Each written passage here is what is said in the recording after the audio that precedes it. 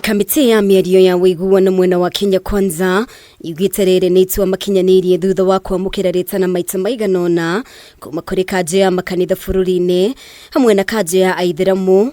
Ikundi cigĩthing'ĩrĩria mĩario ĩno noyo ĩngĩrũgamia mĩrũrũngano ya Azimio na ho gũcokia thayũ bũrũri-inĩ.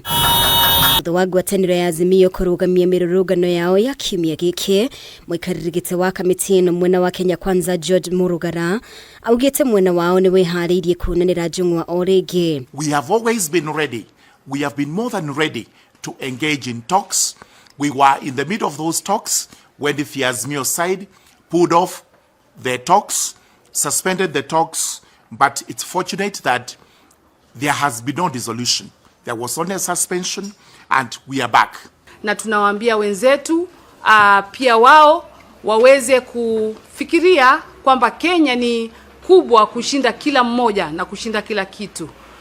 Waweze kuja ili tuweze kuketi. Murugara ni ataririe mĩario ĩno ĩgũcokio na muoroto wa gũcirĩrĩra ũmbi wa kamĩtĩ ya ithurano na mĩhaka IEBC ĩno arĩ yo ndereti ĩrĩa yaragĩrĩrio mbere ya mĩario ĩno ĩrũgamĩtio. Dr. Otiende Amolo will have to show leadership to that side so that he is able to call order upon them and bring them to the talking table. Issue of IEBC remains the most important issue on the agenda.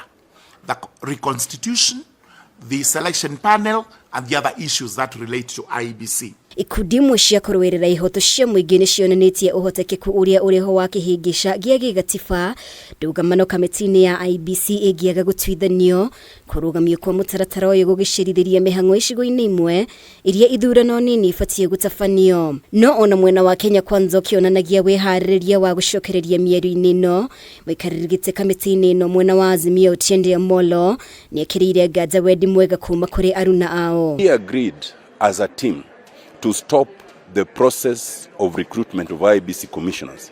We also agreed to address the IEBC and ask them to preserve the servers as we continue with the talks. We did the letters, I signed my part, sent them to our colleagues. They have never signed to date. That is a demonstration of bad faith. Amolo augĩte gũcokia mĩario ĩno na agenda ya kwarĩrĩria kũmbwo gwa kamĩtĩ ya IEBC gũtironania weheani harĩ gũtuithania ndũgamano ĩno kuma kũrĩ Kenya KWANZA akĩmaruta mahĩtia nĩ gũteanĩria agenda iria ingĩ ciarĩ metha-inĩ. How would you then say let us reconstitute for only discussion on one thing? That is to demonstrate that that lack of bad faith which was there then still continues. But to proceed further, since that time, and by the time we were suspending, you remember that the biggest issue that Azimio now had, and they still have right now, is the cost of living.